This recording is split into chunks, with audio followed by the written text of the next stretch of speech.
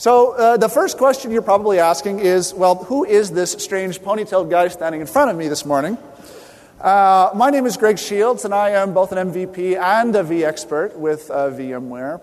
I'm a senior partner with a company called Concentrated Technology. That's concentratedtech.com.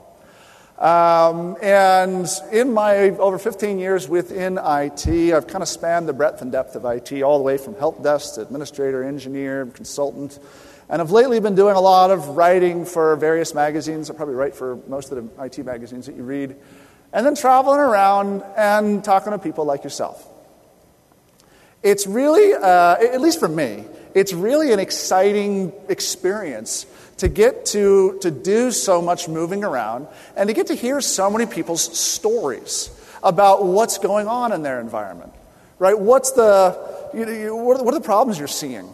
What are the things that you're doing, and what are the things that interest and excite you? And so having had that opportunity to move around and get to talk to you, it's given me the ability to kind of see from a high-level approach what are many of just the mistakes that people have made when they've configured certain selections in their technologies. Right? And over those experiences, I've had an opportunity to collect 16 of the biggest mistakes that I've seen. Some of these you're going to look at and go, oh, great, yeah, right, seriously? But it's interesting, right? We're all IT, most of us are, and you know what you do. You get up in the morning and you go and you sit down and you stare at those screens all day long. Right? And you know what happens is you keep staring at those screens long enough, eventually all the checkboxes start to feel like they should be correct, even though they probably aren't. And it's neat to have somebody else come in to your environment, whether it be through a session like this or in person, to stand over your shoulder and go, oh, yeah, no, that checkbox right there, if you check that, then everything will get fixed. And here's my invoice. So hopefully, you will get the opportunity over the next 60 minutes to figure out whether or not you have actually mischecked one of those boxes, and at least leave with some better understanding about how you might prevent the much bigger failures in your HA and DRS environment today. So let's start out with just taking a look at what HA and DRS are, and really what are the problems associated with it, right? So why do we have HA and DRS in the first place? Why? Right? To prepare ourselves for the failure of some kind of host server. That's one big one. Right? And then the other one is to ensure that we have the ability to load balance our systems across multiple hosts. I can see this here. Just pretend like you can see this. So the other half of it is the ability to move these virtual machines around and all the hosts so we can best balance the load of performance and capacity that we have. That's pretty simple stuff, right? Now, what's interesting is that when you look at the two problems out there, some of these problems, at least as it comes to HA, it's kind of a solution that's there for a problem that doesn't happen all that often. I mean, how often do you lose an entire host? And what's required for you to lose an entire host? Entire motherboard fails. Somebody spills coffee on the machine. You know, all of those fairly uncommon activities that occur. That said, both of these technologies, both HA and DRS, are there to protect yourself really against yourself. What I've found, and at least, I don't know, I think this is kind of interesting. Do you remember a couple of years ago? It wasn't that long ago. Right? It wasn't that many years ago when some very important people from VMware came up here on this stage and introduced to you this technology called VMotion. Right? And remember how cool that was? Remember how exciting it was when you're like, they're going to show us this way that we can move move virtual machines from one host to another, and nothing happens, right? Those were the very exciting days. So VMotion, however, in a very short period of time, has gone from something that was, not terribly exciting, to something that is now, or from something that was terrifically exciting, to something that is just what you do in a very short period of time. Right? Let me show you a demo of VMotion. Okay? I'm kidding. No, I'm just kidding. I'm kidding. So really, what is vMotion, right? You right click, you choose migrate, you select a new host, and poof, right? All of a sudden, we're on a new host again. So vMotion by itself is something that's gone from being really titillating to something that it's just something you do every day. Why I introduced this is because of the fact that vMotion itself is no longer terrifically exciting. It's because vMotion is really just a facilitating technology for what is really the more important bits in terms of how you want to operate your environment. Right? What's useful is understanding where bad HA settings and bad DRS settings are going to impact vMotion's ability to do its job. Now, I told you I've had an opportunity to talk to a lot of environments. Both large and small, all the way from enterprise type, hundreds of servers, to very, very small numbers of servers. And you tend to find the same sorts of problems out there. A surprising number of environments have actually configured some of the HA and DRS settings incorrectly. Even more important is that others have done so because of hardware or budgetary constraints. Right? Who here's the small environment? Right? Who's the small group? Right? A few people in here. Right? You guys are the small guys. And what are you talking here? Maybe 3, 4, 6 ESX hosts, perhaps? Right? If you're building 3 or 4 or 6 ESX hosts, you kind of have to be careful about how you spend that money because you got to be able to get as much out of it as you can. Right? Who's the large environments? Who's the enterprise type environments in here? All right. The rest of you are either medium or I'm still waking up. Right? I'm sorry? Or you're end users. Or you don't have end users.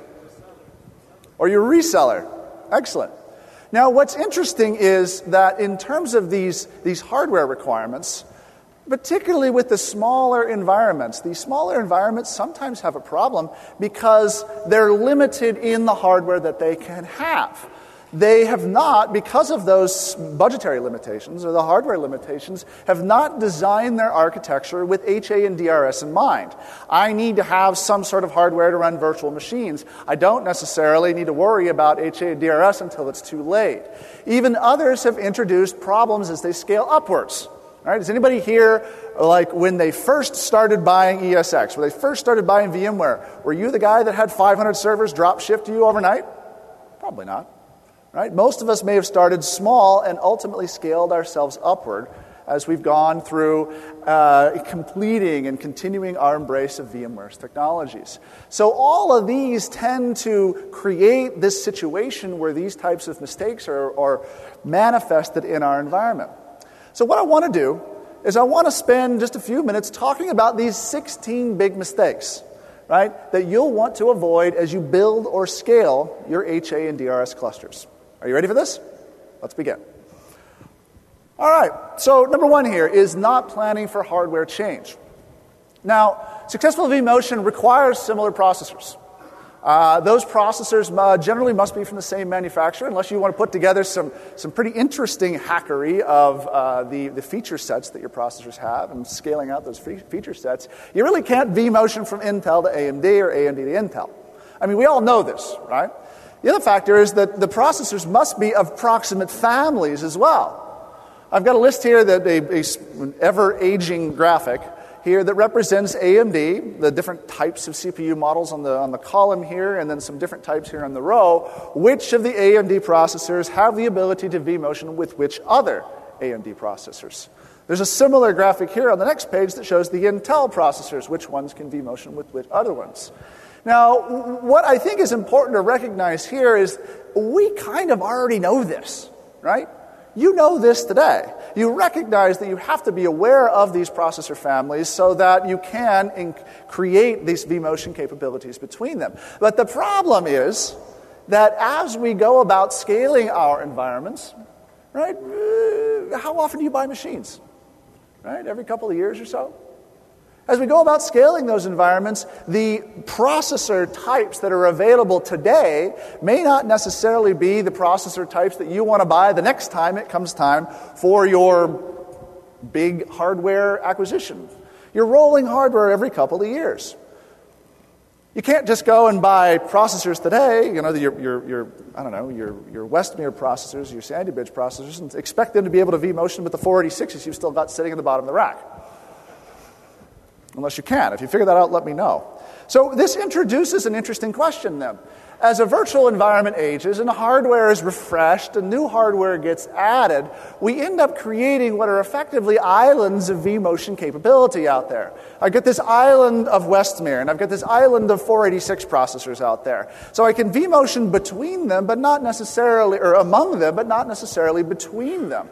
So what sorts of tactics can we use to always vMotion between computers? What sorts of tactics are out there? Right? Oh, okay, there's one, actually. We can always refresh all the hardware at the same time. Anybody here get to do that? No? You guys are a tough crowd today. The first session must have been a real downer. Right? So you can always refresh all the hardware at the same time. You can cold migrate between machines. Right? We can use the vMotion that's not exactly vMotion. Right? Or, well, as someone said up here in the front too, we could use a technology called vMotion Enhanced Compatibility Mode to manage your vMotion capability. So what is EVC? EVC is a technology that enforces these separations or enforces the islandification of the host that you've created. This is a picture of what it looks like whenever you're creating a new cluster. Who here's got EVC turned on? Okay, a reasonable amount. Those of you that don't, you may want to consider turning this on. What EVC does is it takes a minimum baseline of what sorts of processor capabilities do you want to enable in that cluster.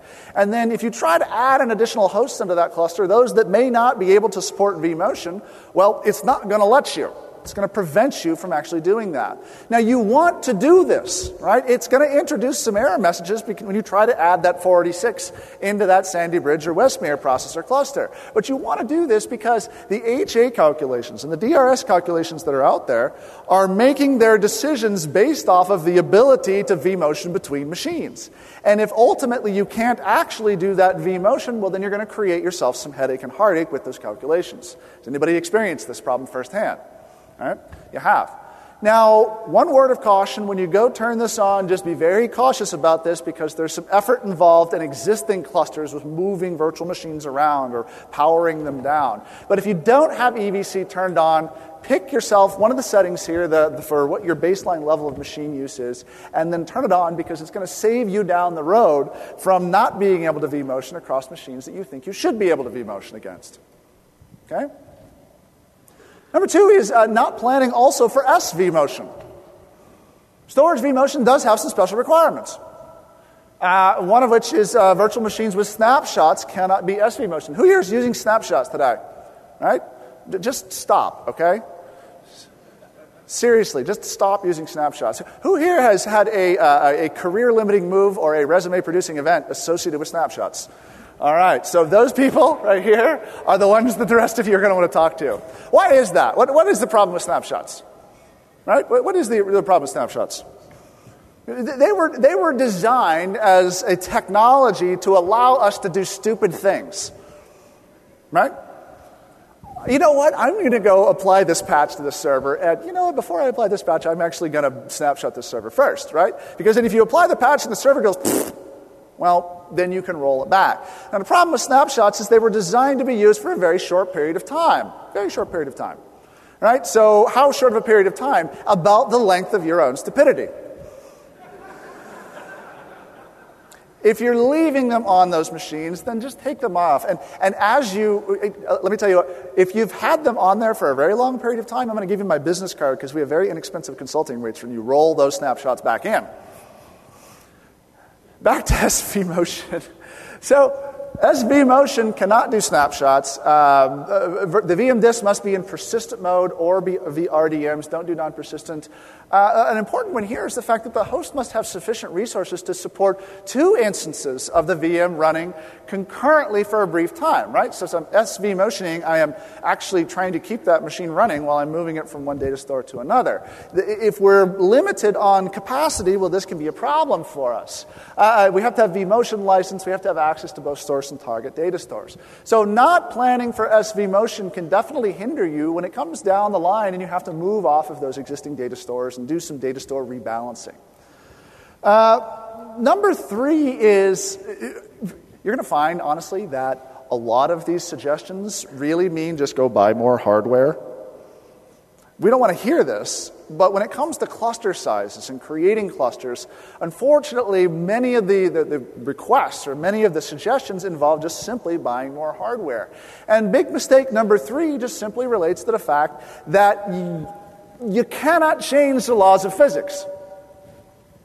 Right? You learned this years ago. You can't necessarily expect to buy a couple of of ESX hosts and ultimately throw 10 million virtual machines on them and expect them all to run successfully. No, you have to add enough cluster hosts to support the needs of your virtual machines. Now, what a lot of us forget about, though, is that in addition to supporting those needs of the actual virtual machines, there is an additional amount of space that's required to support the needs of failover. For HA to fail over a virtual machine, there must be resources available elsewhere in the cluster. These resources must be set aside. They must be unused resources. They must be wasted resources, resources that aren't actually in use for virtual machines. Because if you don't have these resources and you have a failover event, well, where are the virtual machines going to go? Right? Have you set aside these? Have you set aside these resources in your environment today? In my travels, I find, and this is particularly problematic with the smaller environments, in my travels I find that a lot of smaller environments don't necessarily plan for cluster reserve or cluster waste when designing their clusters. Right? I know that I need 40 VMs, and I know that I can run 10 VMs per host. I'll just go buy 4 hosts. Done. Well, if I do that, I've not created essentially one host's worth of machines that I will use for supporting the failover needs of HA. Right? A fully prepared cluster, a cluster that's fully prepared for HA, must set aside one full server's worth of resources in support of that whole HA event that might happen. If I lose the machine down here in the lower right, I need to be able to have those resources reserved on that machine in the upper right. Okay, does this make sense? It's one of those like, ooh, I should have known that sort of situations. Because if you don't have those, well, you're going to end up with a bad situation whenever you have that host failure. Now, how do we do this? Okay, how do we actually manifest this for happening? It's a 2-step process. The first step uses and turns on what we call our admission control policy. Here, whenever we're creating our cluster or whenever we're adjusting the permissions of our cluster, here's admission control. The first step is simply just to enable the admission control policy. What this policy does is this is the policy that if you try to add more VMs in than the cluster can handle, it's the one that presents you with the error message. Right? You know this one. For a lot of us, we see that error message and we go, aha, let's just disable admission control. Hopefully not. Once we've done that, then the next step then is to set your host failure's cluster tolerates variable to 1 or more. Right? Now, what does host failure cluster tolerates mean? What does that stand for? Right? I don't know. If you ask me, honestly, host failure cluster tolerates, I think that's easily one of the worst named settings in all of IT products, don't you think? They should have called it, how many servers do you want to waste? They set this thing to 1, right?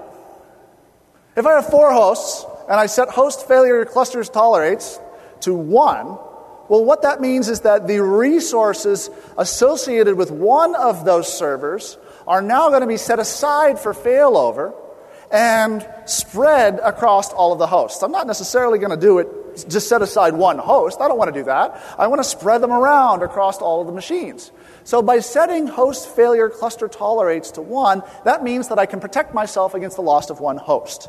If my cluster size gets very large, and I'm one of those people that just wants to plan for the really, really rare failures, I might set this to 2.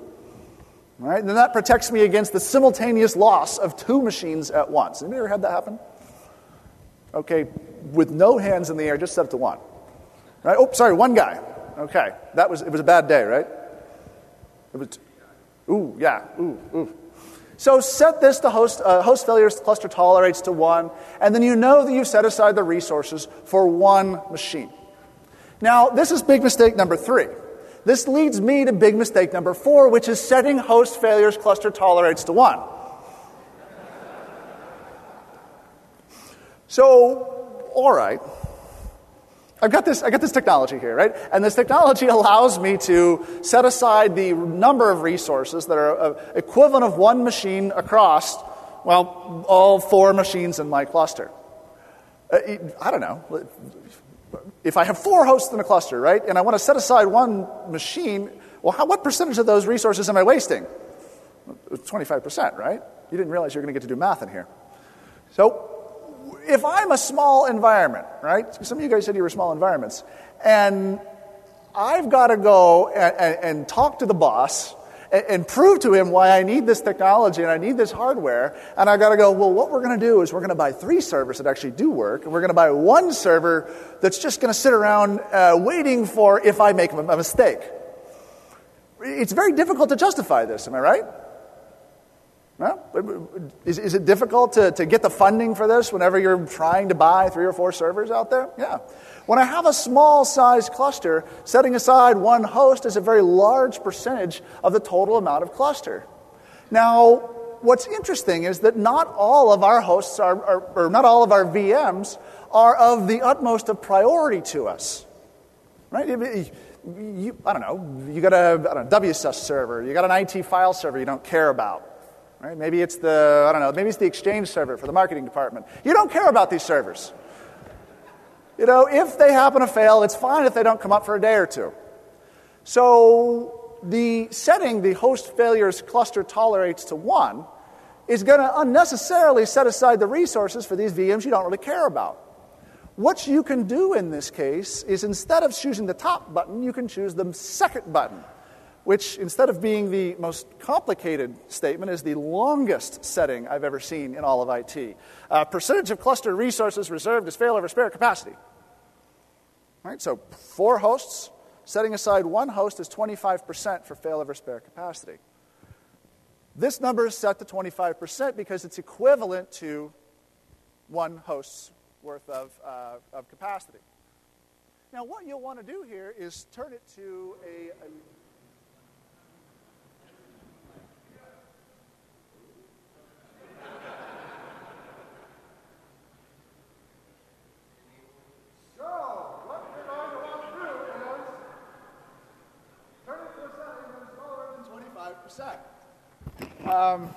check. Oh, wow. I've never done this before.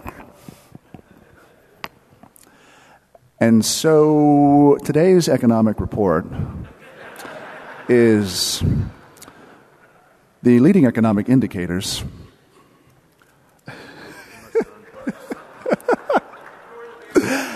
So it's kind of funny, too, because my wife tells me, she says, if you can't walk around and move your arms, you can't speak. So it's very difficult to stand up here and not be able to move one's arms and speak. I don't know. This is interesting. Anyway, so setting this percentage of cluster failures setting to a smaller value than 25% effectively reduces the amount of waste that I have to put together or set aside for this cluster. This is really difficult to do. For this cluster. So set this down to 10%. Set it to 15%. Right? And in either of those settings, you're setting aside fewer resources that you need to protect. Now, at this point, wow, cool. Technical difficulties. At this point, remember, you've got this setting set aside. At this point, VMware did actually want me to say, they required me to say that it is the policy of VMware that you should protect all of your VMs. right? But the rest of us recognize that, well, the reality gets in the way sometimes. And if you have some of these smaller clusters, well, it just may make better sense to not actually, have to worry about protecting all of those hosts. Now, all right, so I've gone through and I've reduced the percentage of resources that I'm setting aside. I'm no longer setting aside one full machine for my resources. Instead, I'm setting aside 10%. What I need to do if I reduce that setting is then determine which of the VMs I'm most interested in. Right? I have priority 1 VMs, and then I have priority 2 VMs and priority 3 VMs. Well, when you created your cluster, there is this setting called VM restart policy that you probably ignored whenever you created that cluster. Right? When you created that, it's set to, I think by default, it's set to medium. I tend to find that if I set this to low as the default, then if I set this to low as the default, then I can have 2 layers above me for what sorts of settings that I have. I can have medium and I can have high. All right? So a default setting of low provides me medium and high to go above what that default is. Then I can assign different virtual machines to what those settings are. So my high priority virtual machines will fail over first, and then my medium priority machines will fail over before any low priority ones do. This gives me the ability to essentially do whatever I need with those hosts. Okay, does this make sense? Right? I reduce the amount that I have for the cluster. I then change which VMs are important to me. Now, this moves us to big mistake number 6, which is disabling admission control. Every cluster with HA enabled is gonna have some waste. Right? It's just required. Now, unfortunately, there are always those enterprising young admins out there that realize, wait a minute, I get this error message. It's not letting me add more VMs to my cluster. I'll just go and I'll leave HA turned on, but I'll turn off this admission control. Right? Did you do this at some point? If you're doing this, what you're effectively doing is, you're creating a condition where squeezing a bunch of virtual machines together during an HA event may end up causing some downstream problems. Right? You might try to have 25 VMs that are operating on a machine that supports only 10. So you don't want to disable admission control even as it attempts to get rid of some of the error messages. All right? Having that, well, you've got that back and turned on, then this leads to big mistake number 7, not updating that percentage policy. So I've talked about the small environment with 3 or 4 cluster hosts, right? And then we also talk about as we scale those environments from 3 or 4 hosts up to 5 or 6 or 8 or 10 or however many there is to be out there. As I'm moving that cluster into ever more hosts and creating a much larger cluster environment, I need to go and update the percentage policy. I've got to change what that policy is. Now remember, if I've got 4 hosts, right, what percentage of 4 hosts is one host? 25. Right? Well, what if it's 8? Well, it's 12.5, right? So as I add additional hosts, I need to adjust that cluster size, or I need to adjust that percentage policy to reduce the amount of waste that I may add, because it's going to change with each additional host. If I choose host failures cluster tolerates, this is not going to require adjusting. Right? The idea with host failures cluster tolerates is that it's always going to set aside the resources equal to one of the hosts in the cluster. Right? Maybe as you get larger, maybe you switch it back. In the beginning, you set it to the percentage policy. Maybe then you set it to something else as you get larger.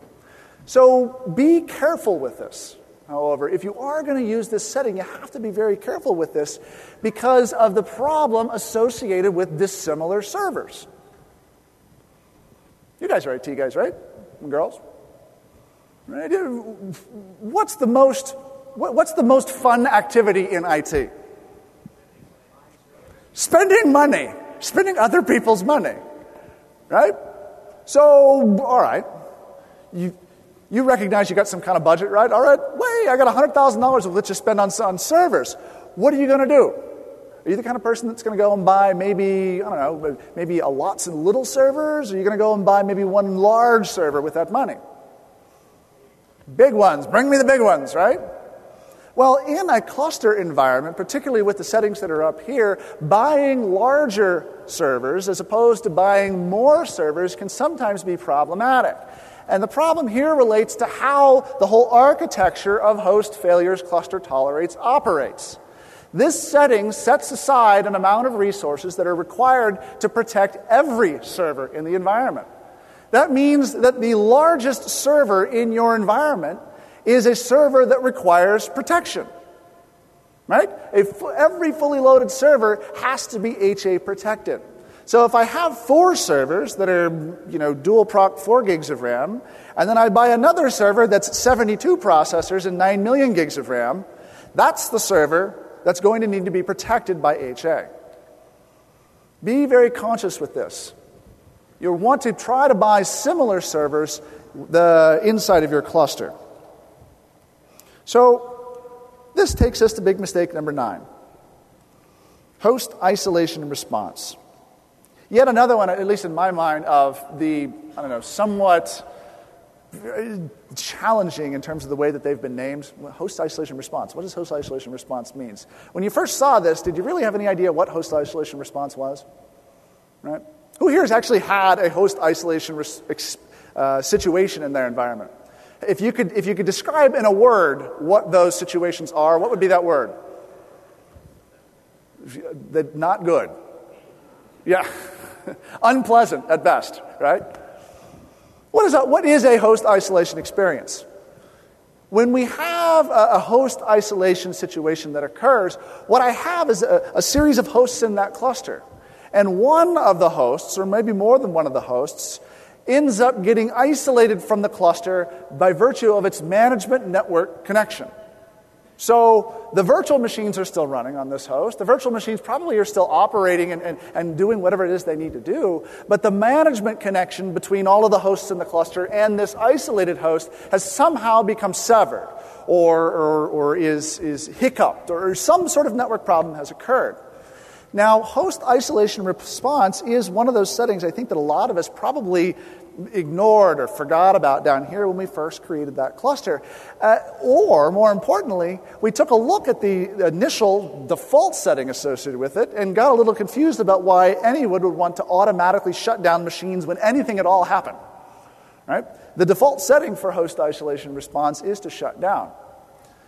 It is a good idea, perhaps, to leave that set to shut down as your default response. Who here's changed theirs, right? You set yours to, what have you set yours to? Leave powered on, right? Seriously, VMware? You're going to have me shut down my machines in the case of an isolation experience? I don't know about that. VMs that remain powered on cannot be managed by the surviving cluster host. This is why these isolation experiences become so challenging. The VMFS locks on those hosts, right? The locks that exist on those VMs are preventing the rest of the cluster from evacuating that host to this good host. The reason why we've set this to shut down as the default experience is because by shutting down those VMs, the rest of the cluster, the surviving members of the cluster, can grab those VMs off of the isolated host and bring them back into functionality again. So it's VMware's best practice to set this to shut down, to gracefully shut down the VM, but release those VMFS locks so that the VM can again be managed correctly. Now that said, obviously there are going to be some hosts that we just simply do not want to shut down automatically. Those important VMs that we have in our environment. When we have those, there are additional per VM settings that will give us the flexibility to determine when we're going to shut those down. So, in terms of host isolation response, well, you have a couple of options. Shut down or eventually shut down a little bit later, right?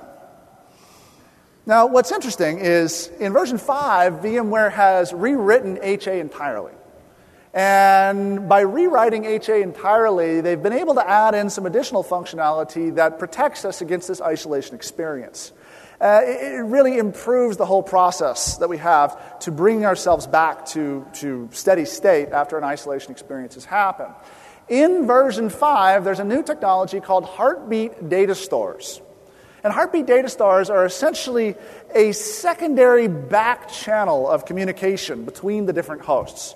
Right? It's kind of like when you and your buddies are in a meeting together and all of you are texting each other about how the boss is really going on today.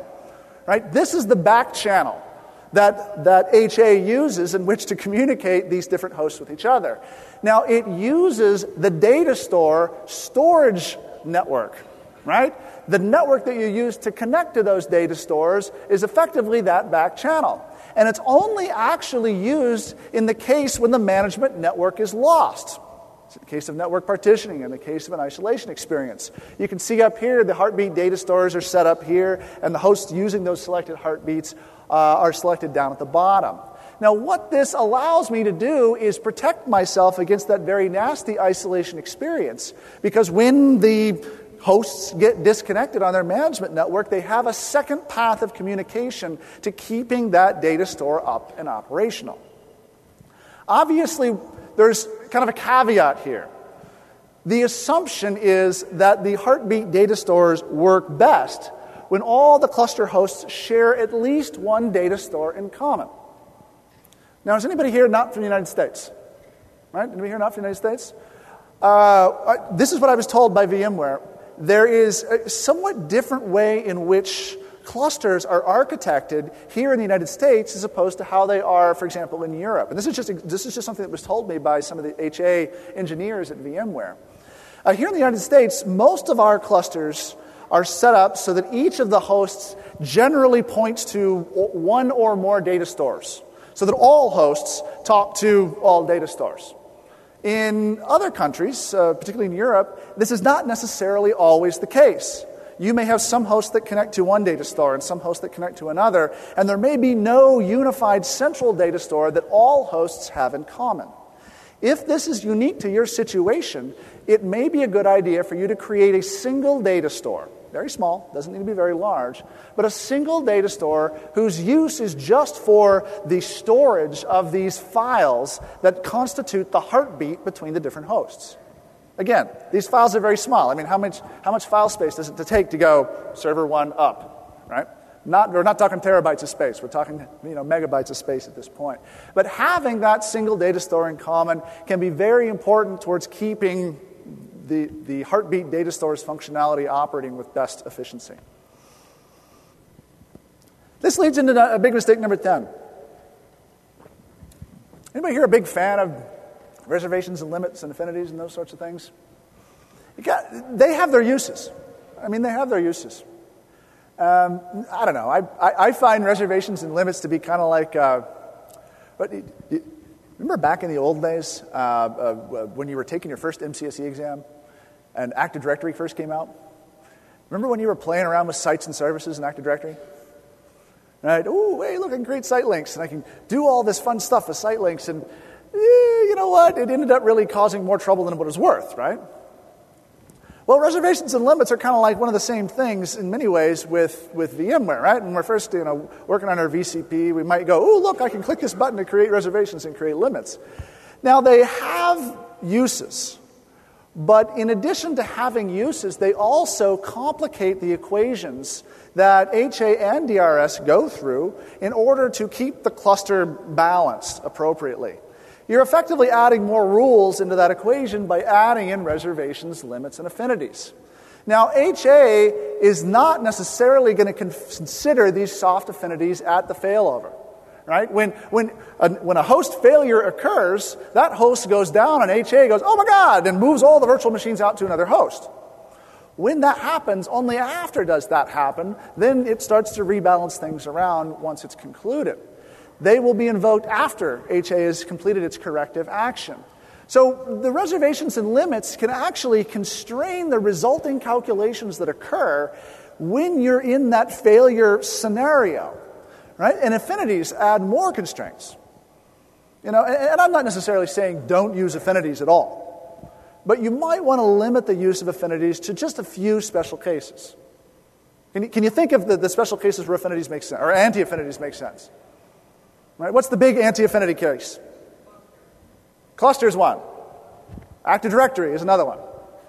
Right? So both of these make a lot of sense for whenever you're creating these virtual machine workloads on top of your cluster. But keeping them limited to just those special cases is really important. If you do need to limit the resource use of your virtual machines, it's generally a suggestion to use shares over reservations and limits wherever possible. Shares have a better tendency to balance those resource demands rather than setting hard thresholds, and so don't necessarily have as much of an impact on DRS and thus HA. So be very cautious with these reservations and limits because, again, what you're doing is effectively constraining DRS from doing what it needs to do. Now, there's one very special of these. There's one very special of these three things that you really, really have to be careful of. Memory limits. Just don't use memory limits. For me, I wonder why they have this effectively in the operating system or in the solution today. Right? Memory limits are actually kind of a dangerous solution. Right? What is a memory limit? I go and I create a virtual machine that is, 4 gigs of RAM. And then I decide I need to constrain that virtual machine to just a gig. So I set a memory limit on that virtual machine. Suddenly my 4 gigabyte of RAM virtual machine, well, it's going to power up. It has no idea that there's a memory limit. Right? It powers on and it starts trying to grab as much RAM as it can. Maybe it's got a SQL in it. And SQL is very memory hungry, and it just tries to grab as much RAM as it can. Well, once that virtual machine hits the 1 gig memory limit, where's it going to get its memory from? Swap and ballooning. You're automatically creating a situation of poor performance by using memory limits because anything above that 1 gigabyte level or wherever you set that hard limit is going to have to come from things that aren't really real memory. It's all the really, really bad memory. Now, the best practice here, and if there's any one thing you really take away from this presentation, the best practice here is it's always best to limit your memory. Right? It's always best to constrain your resources, even CPU, as close to the affected application as possible. We all know SQL is one of those bad ones, or Oracle, or databases in general can be somewhat challenging sometimes. That database has to sit on an operating system, and that operating system has to sit in a VM, and the VM has to sit on top of the hypervisor. So there are multiple layers at which I can actually set configurations for constraining those resources. I can go into SQL and click whatever button it is to tell SQL not to be so hungry. Right? I can do so in the operating system. I can do so in Windows. I can do so at the VM level, setting reservations and limits at the VM, or even inside of the hypervisor. All of those create that stack, and the elements on top necessarily can't see down to the constraints that are placed below that level in the stack. So, as I said, it's generally a good idea to limit your memory use as close to the affected application as possible. Okay? Does this make sense? Are you doing this today? No. I like my memory limits. Go home. Big mistake number 12 is really thinking you're smarter than DRS. There's really no human alive can watch every VM counter as well as a monitor and a mathematical formula. That's what DRS is. When you think about all the load balancing that goes on inside of a DRS environment, this is all it is it's a set of monitors that attach into a mathematical formula for what to do and where to move VMs around to. I have this great story that I love telling about a poor friend of mine who just knew that he was smarter than DRS. Right? And he knew that he could VMotion those machines around and put them on the right host better than DRS could. And so I bet him. I said, look, let's switch this to fully automated, and then we'll go to lunch. And then as soon as we come back for lunch, we'll see if the VMs have moved around or not. And if they have, well, then you're buying lunch. You can guess who won. Right? We've set it to fully automated. We went to lunch. We came back. And all the VMs had moved around because DRS had different opinions than he did about where those VMs should go. DRS is nothing more than mathematics with a backing of some monitoring and looking at the resource entitlements that those VMs have created. Now, that said, not understanding how DRS goes about doing its rebalancing is important as well. Do you understand the equations that DRS uses in order to keep those VMs in the right place? DRS is in a lot of ways like it's like a table with one leg in the center. Right? So if you'll imagine with me for just a second, let's think of like a table that's got one leg in the center, and then each one of the sides of that table corresponds to one of the hosts in my cluster. And the weight of that side is roughly equivalent to the amount of resources that are being used. Right? So I have this table that's constantly rocking back and forth because, I don't know, the domain controller gets really heavy in the mornings whenever we have our logon storms. And maybe the Exchange server gets much more heavy in the afternoon when someone sends out a dirty email. So I have all these sides to this table. And it's DRS's job to move the VMs around the different sides so that the table stays in balance. Does this make sense? Now, the way it does that is, as I said, through the use of a mathematical model. Every 5 minutes, a DRS interval is invoked. Okay, so every 5 minutes, DRS runs through a pass to see how imbalanced or out of balance that table is. It analyzes the resource utilization counters on every host and plugs those counters into that equation there at the bottom of the screen. The summation of the VM entitlements divided by the total capacity of the host. Fairly simple stuff. If I take a look at what these two elements are, the VM entitlements are the CPU resource demand. So you go to the virtual machines tab up there in vCenter, and you look at how many megahertz, more or less, each VM is currently using at that moment in time. And also how much memory that CPU or that VM is using at that moment in time. It's also the memory reservations or limits. Right? So I may only be using a certain amount of CPU, but if I've created a reservation or a limit, I may have more that I have to actually reserve when I'm doing these calculations. That's the top half of the equation, the numerator. At the denominator at the bottom is the summation of all the CPU and memory resources across all the hosts in your cluster. I don't know, you got 8 hosts in the cluster, you got 2 processors, each processor is at 2 gigahertz apiece, so that's 2 times 2 times 8. You take out of that some reservations there for the VM kernel overhead and the service console overhead, and also some for HA admission control. And then what is a 6% extra reservation, which I'm not exactly sure what that's for, but for some sort of buffer, there's an extra reservation there of 6% that's pulled out of that. What I get is a number. All right? I have then a number that I can use to determine a statistical mean and standard deviation out of. All right, does everybody here know what a mean is? Right? Those of you that don't know what a mean is, come see me after class. Mean's an average, right? So I figure out what the average load is for my cluster. Okay, the slightly more challenging mathematical concept is the standard deviation. Right, so if I've got a mean here, I'm using this many resources over time, the standard deviation is, well, how much am I deviating from that mean over any period of time? Right? So a mean would be that I've got a perfectly balanced table. The standard deviation is how much is that table wobbling?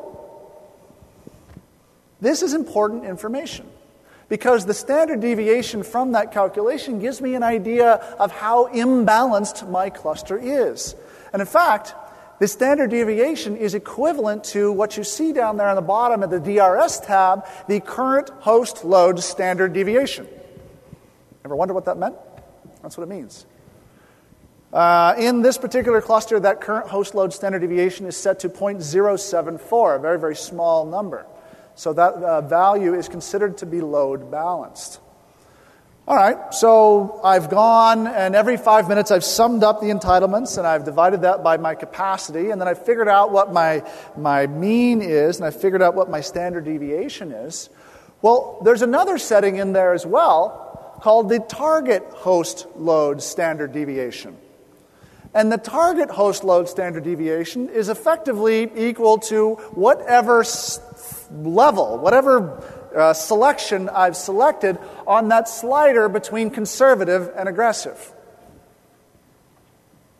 Pretty interesting. This leads me to the next step. So I can slide this slider back and forth to determine what my target host load standard deviation is, how much wobbliness I'm okay, or I feel like I can handle inside of my cluster. If the current host load is less than the target host load, then I'm good. If I'm not, right, and I'm just too wobbly, I'm out of my wobbliness factor, well, then DRS then runs a series of migration simulations to see which possible VM moves, a set of phantom migrations, pretend migrations. And after each pretend migration, then I then see, well, what sort of result occurs. For each simulated move, it's going to calculate the new current host load standard deviation using that equation. The current host load standard deviation divided by 0.1 times the square root of the host in the cluster. Then I take the ceiling of that, using the ceiling operator, which means round to the nearest integer, and subtract it from 6. So, I don't know, if my current host load standard deviation is, 0.1, or divided by 0.1 is 1 times the number of hosts in the cluster. If there's 4 hosts, that's 2 is 2. 6 minus 2 is 4. Well, 4 exactly equals one of the 5 different priority settings that I've set when I've configured my migration threshold. Selected that slider from 1 to 5, adjusts which of the possible VM moves I'm actually going to action upon when I get out of balance. So some of those migrations, right, when I'm out of balance, some of those migrations are going to have a greater impact on returning my table back to balance. Those are your priority 1 and your priority 2 type migrations. And as I slide towards priority 3, 4, and 5, I have less and less of an impact on actually getting that table to being completely, perfectly in balance. Right? This leads me to big mistake number 14, which is just simply being too liberal. Which I think is kind of funny coming from a long-haired ponytailed guy standing up here on stage. Specifically with your migration threshold, of course. Right, so migrations with the lower priorities are going to make that table go much better back out of balance than those of priority 4 and priority 5. Every migration, however, takes time and resources and effort to actually complete. So there is actually a trade-off between the perfect balance and the effort and the cost involved with getting to that perfect balance. You can set that slider in one way or another, but setting that slider too far towards the aggressive, towards the liberal way, can actually create, almost in many ways, create more work than the resulting balance that you have. Now remember, those priority 1 recommendations that VMware considers these to be mandatory. Right? And the way that the logic is constructed in this system requires them to be mandatory. Special cases, hosts entering maintenance mode, hosts entering standby mode. When an HA event occurs and the resulting configuration violates an affinity rule or exceeds host capacity, all of these are situations that, well, are not necessarily good. Okay, so those are the priority 1 recommendations, and those are considered to be mandatory. Now, you can, on the other side of this, actually go too far, right? The big mistake number 15 I see in a lot of environments is just simply trying to make them too big. Right? A cluster in vSphere version 4.1 can handle up to 32 hosts and 3,000 VMs.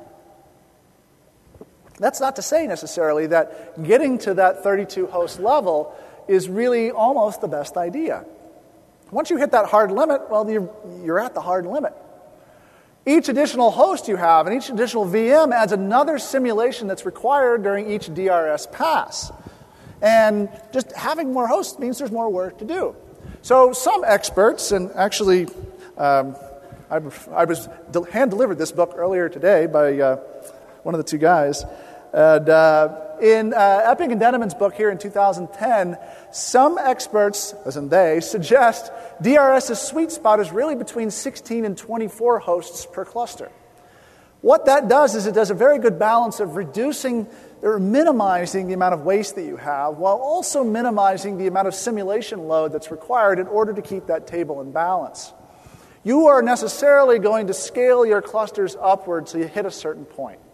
Right? And as you start hitting that certain point, you start coming up on those hard limits. there is a certain level, maybe at some point beyond this sweet spot, where it may be a good idea just operationally to begin considering splitting that cluster into multiple clusters. And then VMware will sell you a product that can manage both clusters from one pane of glass. So consider that as you're making your moves towards more and more hosts, moving into multiple clusters and splitting up those clusters as you see fit. Having too many cluster hosts is important. It can be a consideration for you, but also can be creating virtual machines that are too large. Right? And I should say in here, creating unnecessarily large VMs. Right? These are these very large, lots of gigabytes, lots of processors, lots of processing power VMs that are out there. You know, how many people here have 4 gigs of RAM associated with their domain controllers? Right? Some of us still do. Some of us P to V'd that from the physical box, and we just never really remembered to reduce those RAM requirements down. You remember back in the hypervisor war days, right? Back when we were doing the VMware versus Hyper-V war, and there was this big thing about whether or not Hyper-V could do overcommit. Well, overcommitment is one of those technologies that vSphere has. But at the same time, overcommitment is also one of those technologies that creates extra work for the hypervisor. It also unnecessarily complicates the equations that you have for those virtual machines. Right? Ballooning, host memory swapping, page table sharing, all of the equations that are used for where that virtual machine can go relate specifically to, well, what the assigned amount of resources are for that VM. So you need to be very conscious about assigning the right amount of memory and processing resources for those VMs so that you can constrain what those calculations are. It also lowers your price point these days as you make those moves to newer versions.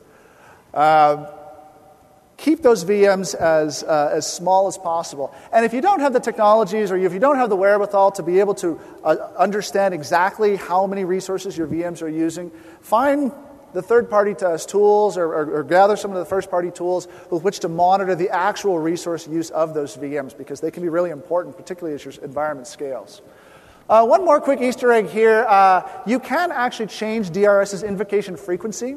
You can customize this if you want it to work in greater or less than every 5 minutes or so. On your vCenter server, locate this file, and in that file, actually go through and configure that information there. Change 300 to whatever number of seconds you want to configure. Perhaps a little bit more if you want DRS to run more often, or less if you want it to run less often. And that will allow you to adjust how often you want DRS to run. So a couple of things to remember after yet one more night here in Las Vegas. For the love of whomever it is that you love, turn it on. Turn on HA and DRS. But turn it on only after you recognize you've got enough hardware. Right? If you are not configured with enough hardware to enable admission control, turning on HA and DRS is going to actually cause you more pain than you thought. You've already paid for it, and it is smarter than you. Also, understand why those VMs move around. You've learned a little bit about that today in attending this presentation. And make sure that they've got all the resources that they need on each host. And then most importantly, save some of those cluster resources in reserve. Because, well, at the end of the day, having a little bit of waste is good, and you'll thank me for it. Thank you very much, guys.